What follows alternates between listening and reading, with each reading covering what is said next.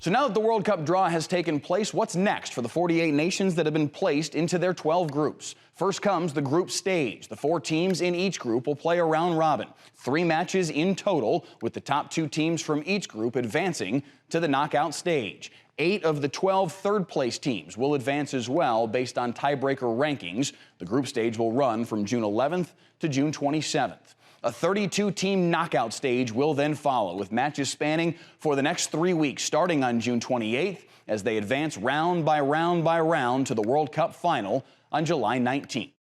All right, everybody, welcome into our studio here at 11 Alive. World Cup fans, get excited. We are fired up. Joe Ripley alongside me. My name is Reggie Chatman. We are reacting after what has been a crazy day in the soccer world. The World Cup final draw day for all who celebrates, and I'm one that celebrates. Joe Ripley, I heard you are too. Oh, yeah, I do partake. I celebrate. This is an amazing day. It's almost like Christmas came early for soccer fans. Yeah, I mean, how exciting could this possibly be, right? We're 6 months away from the World Cup, taking over North America, and of course, right here in our beautiful city of Atlanta. And Atlanta, a lot of representation in this game. This will be a city that all eyes will be on for a lot of this tournament. All eyes, international flavor. We know Atlanta loves to bring the culture. It's a sports town, the epicenter of soccer over the last few years. So Atlanta's going to host 8 World Cup matches, Reggie, this summer. Each match being described as having the same magnitude of a Super Bowl. Yeah. The economic impact, as you can imagine, it would be millions of dollars poured into this city and all over the 3 host countries of the U.S., Canada, and Mexico. We had that official draw, Reggie, this afternoon, and while we don't know exactly who will be playing and when, we find that out on Saturday. We do have one idea, so let's go through it together. But first, we want to check in on one of our live reporters here. Yeah, let's go out to Buckhead. Marissa Sarback is there, and wow, it was a crazy, crazy scene I heard from out there in Buckhead as we were watching the show. Maybe a little confusing for everybody trying to break it down. Marissa, what was it like being on site for that celebration? I'm as confused as everybody else with the whole pairing and matchups and all of that, but the one thing I can tell you is it was so fun. Unfortunately, it's dying down a little bit. Everybody's heading back, but I will tell you, a lot of people definitely took off work on this Friday to come out here. We had the stage here. They were playing music all afternoon and all morning. We have some vendors, too, so I want to kind of pan down, Kyle, if we can, with the camera and show off all of these. Like I said, some of them are wrapping up here, but they had some games going on. They had some screens that you could check out. Hosted here by Atlanta United and the Atlanta Host Committee. All of these vendors were offering free gifts. Explore Georgia's out here. It's really to kind of hype up Atlanta ahead of the World Cup. And everybody out here was just so excited. I'll tell you, it's cold. You can see your breath when you're out here. It was a little rainy this morning, but people are just out having fun. They have enjoyed being here, and they have enjoyed kind of watching it with other soccer, or excuse me, football fans from all around. Excited to come out here to Atlanta, guys. Marissa, I'm curious, what was the turnout kind of like? Like you said, it was a little bit chilly out there, but I mean, for a city that has kind of propped themselves up as being the soccer epicenter of the United States, it feels like a big moment for not only the city to kind of showcase what it's going to kind of look like once these games kind of come around. Yeah, I would say probably a few hundred people here in Buckhead Village between all the restaurants that have participated. Over on this side, you can see the Irish pub here has some people, and they have drinks out, food out, so it definitely brought a lot of people out. Yeah, it's definitely cold, and it is still a Friday. It is still technically a work day, but certainly a few hundred people were out enjoying this. Mayor Andre Dickens was out. We spoke with him. He was talking about the economic impact, how excited he is to have this come to Atlanta, and how he's hoping that people will not just stay for 1 or 2 games, but really just make this their home base during the entire June and July to hopefully bring out really an economic impact for all the businesses, retail, restaurants, all of that around here. Yeah, and that's a good point, Marissa, because even if you're not totally into the game of soccer, there's still so much fanfare centered around the FIFA World Cup, which is coming next June right here to Atlanta and other cities spread across North America. For you, I know you're not used to soccer as much. Atlanta's not necessarily known for soccer in the past, but do you think that the fans are going to get that juice, that excitement for next summer? I would say it's already here. The fact that people came out with coats and gloves to celebrate, drink, party, be merry, and just watch this final draw here together, I would say that energy is already here. Andre Dickens said that this is big bragging rights for Atlanta. So I think he's hopeful, everybody's hopeful that this will draw out thousands of people to come out to Atlanta. And I think this shows that people are excited about soccer. No matter where you are in the city, people have come out to Buckhead Village today to celebrate. And I hope that continues through June and July. Like you said, Joe, I mean, I was texting texting you all morning for updates on soccer or football, and I still am excited to be here. So even if this is not your sport necessarily, or you're not too familiar with it, it's just fun to be out and exciting to be out with other people enjoying sports games. Absolutely, and just think, in a matter of months, it'll be 95. Yeah. You won't be wearing the coat or the gloves. Marissa Sarvak there in Buckhead. Happy about that, okay? This is the South. It's as cold as it gets. All right, Marissa, thanks so much. Live for us there outside Fado's in Buckhead. We know there was a watch party at Benchwarmers in Decatur as well. The city's hopping, Reggie. Man, Joe, I'll tell you something, man. Back when the last World Cup happened, I actually went to that Irish pub Fado's out there in Buckhead Village for the World Cup final. We got out there mad early. I mean, it was incredible. Just the atmosphere inside of that bar and that pub, excuse me. Yeah. I can anticipate if there's going to be games in Atlanta, all the energy around the city, it's going to be absolutely awesome when it finally comes to town. Absolutely. And the benefit this coming World Cup, Reggie, is that it's going to be on Eastern, Central, Mountain, or Western time. The games will be much easier to watch if you live on this side of the world. Thank goodness. All right, let's break down this draw here. First, we want to show you the Atlanta grouping. These are the groups we believe that Atlanta will be able to host. These are the games, first off, after the World Cup draw earlier today.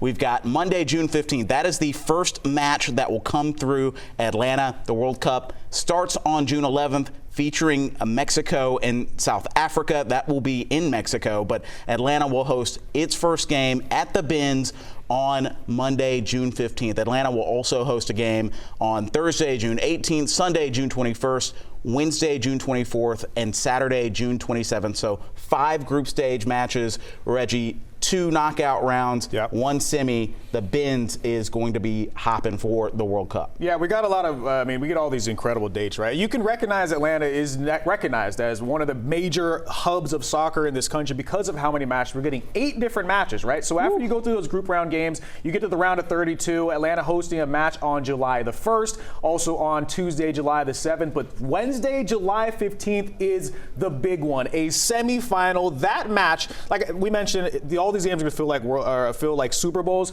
Boy, that semifinal, a match to try and decide if you're going to go to the World Cup final, is going to be unlike maybe anything we've ever seen in this city. And we've seen some major things happen at Mercedes-Benz Stadium. We got a major thing coming up on Saturday. Yes, we do. But boy, that is going to be insane. People are going to be watching that from all over the place. It's going to be unreal. And a lot of this happening during a summer vacation, holiday time, even when there aren't games being hosted here at the Benz in Atlanta, Reggie, there are going to be watch parties all over town. So watch out for those because there's going to be a lot of excitement, a lot of fanfare there.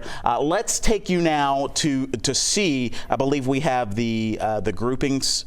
The potential groupings here for the U.S. Because we watched all the draw just a second ago. Like you said, very confusing for the people who are not trying to figure out. But after it was all kind of said and done, and Shaq and Tom Brady and them started pulling out all these different cards out of the little balls, here's what the U.S. group is going to look like in the group stage, as the U.S. will face off against Paraguay, Australia, and the winner of the playoff between Turkey, Romania, Slovakia, as well as Kosovo. I mean, this is going to be a group that is going to be a lot of fun. And actually, if we're looking at it now, it looks like a group that that the United States has a good chance of getting out of, right? You always worry that, especially in a tournament like this, you end up in a group of death, is what they like to call it. Sure. Thankfully for them, looks like it'll be a situation for that. The United States has a good chance to get out of this. And as people know, it's a round robin kind of group stage thing, right? For people who don't really know the sport, you have to get the most points out. You get 3 points for winning, you get a point for a tie, you get nothing for losing.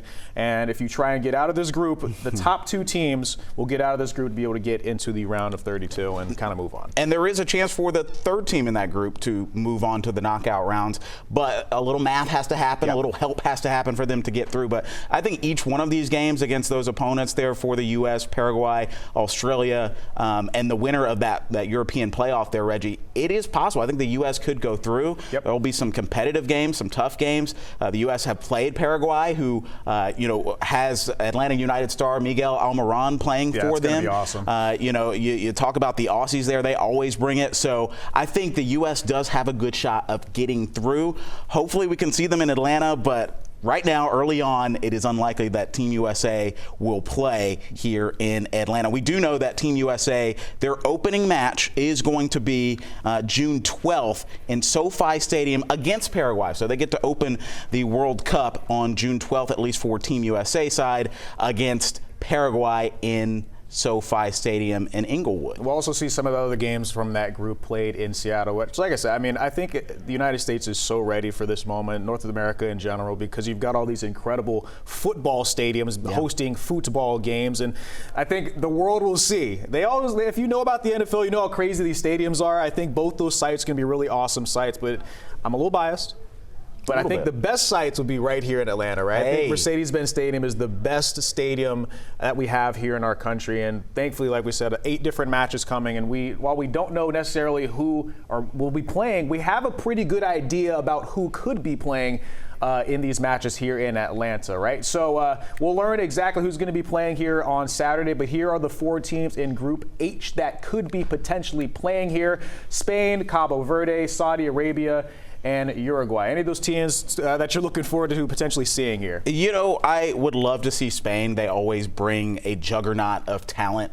The Giants of Europe. Spain has always been trying to break through. You know, they hosted that World Cup, or won it, excuse me, back in 2010. But I think Spain should be able to go through.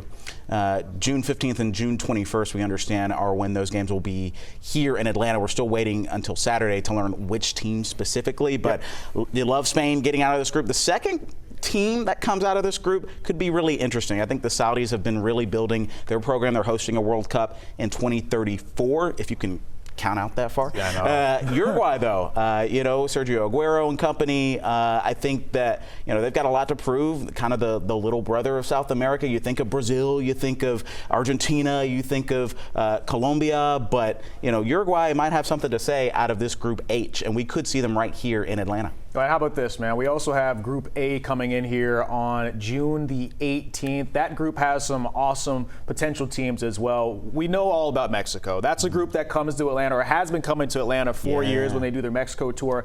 Mexico, South Africa, Korea, and the winner of the playoff between Denmark, North Macedonia, Ireland, and Czechia. Opening World Cup match, Mexico versus South Africa on June the 11th. But yeah, this is a group that is going to be a whole lot of fun. I'm just hoping that we get to see Mexico play here again. Whenever I get a chance to go to their friendlies here in town, it is jumping. I mean, it looks like Christmas with all the red and the green. And the merch is so good. You guys know I love merch. I'm just saying it's going to be an awesome side if Mexico decides to come back here. I'm always really interested in teams like Korea as well coming into places like this. It's going to be a different kind of vibe. I really want to have an opportunity to show off this city to new members of the world. You know, there's a huge contingency of Mexicans and Koreans here in Metro Atlanta.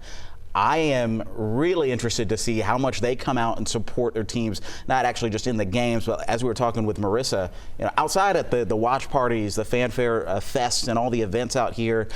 This is a grab bag, a true grab bag of what you could see. Teams from literally all over the world. Yeah. I do like Mexico, though. As hosts, you kind of get that home field advantage. Mexico going to host South Africa in the first match of this 2026 World Cup. South Africa hosted that World Cup back in 2010. It is going to be awesome, right? All right, let's move on over to Group C, another group that will definitely be playing here in Atlanta. We still don't know who it's going to be, but I really like our choices here, right? That match is going to be on June 24th. Members of Group C, Brazil, Morocco, Haiti, and Scotland. Anytime you see Brazil on a chance to come to Atlanta, game on. Oh my goodness. Game on. I mean, this is a country that is the superstar of global soccer, right? Oh, yeah. I mean, year in and year names out that come in and out of that country, and I mean, an opportunity for them to come play here in Atlanta might be something we've never seen before. Unreal. And Brazil always travels well. They have fans in every corner you can think of. I think the wild card here, Reggie, might be Haiti or Scotland, because we know what Morocco and Brazil can bring. Morocco got all the way to, I believe, the quarterfinals, semifinals. Last World Cup, they were magical. Horse. They were magical last year. But the ability to have Vinny Jr. come here, Neymar come here, Endrick come here, it's going to be special. Richarlison. And Richarlison, how could you forget? Had one of the best goals of the World Cup this last time around. All right, let's get to Group K. Their match will be on June 27th, a group match How about this, man? This is another group that I feel like is going to be a lot of fun, and this is the one we're also looking for. I mean, we mentioned Brazil, a lot of star power on that team, but maybe one of the biggest stars on the entire planet covering Portugal. CR7, baby. Cristiano his last Ronaldo. World Cup. Cristiano has announced that this will be his last World Cup, and he could spend it right here in Atlanta. It's funny though, because it felt like we heard the same thing from him last World Cup, and the same thing from Messi, who is also going to be playing in this World Cup. But look, here's what the look of this group looks like, right? We've got Portugal, one of the playoff between Jamaica, New Caledonia, or DR Congo, as well as Uzbekistan and Colombia. So 2 of these 4 teams will be here, or I guess more than 4, but 2 of these teams will be playing here in Atlanta. And boy, am I praying that it's Portugal, man. We've seen Messi here. Please, yes. We've seen him multiple times. You saw the crowds he drew. Oh my goodness. Even when he wasn't playing in the game. Correct. People were excited to see him. The fact that we get a chance to see Cristiano Ronaldo would just kind of check off all the boxes of all the superstars globally coming to the city of Atlanta. The excitement is at an all-time high, folks. This is just the beginning. We are about 191 days or so from Atlanta's first World Cup match, but who is counting? Reggie. Man. It's going to be awesome. I'm very excited. Thank you so much for joining us here from 11 Alive. We wish you all the best and a happy World Cup, folks. Want World Cup tickets? Here is your last chance to get them. According to FIFA, about 2 million tickets have already been sold during the first 2 phases of ticket sales. You can enter the last lottery for the random selection draw anytime between December 11th at 11 a.m. through January 13th. FIFA says entering right on the dot when it opens doesn't increase your chances of securing tickets, so take that stress off your plate. The lottery is the first time you can apply for tickets through exact matches, since that's what's being revealed this weekend. FIFA will randomly select fans from this lottery and grant some of their requests. Demand is expected to be extremely high, so not everyone who enters is going to get that ticket. If you don't, FIFA says you may still be able to buy remaining tickets on a first-come, first-served basis closer to the tournament, but that's going to be subject to availability. There's also the resale market. FIFA has its own official resale platform to try and protect fans from getting scammed. As expected, ticket prices are a lot higher on resale platforms. But as we've learned here in Atlanta, you may still be able to scoop up last-minute deals on the resale sites if you're willing to chance it and try and buy them just before the match.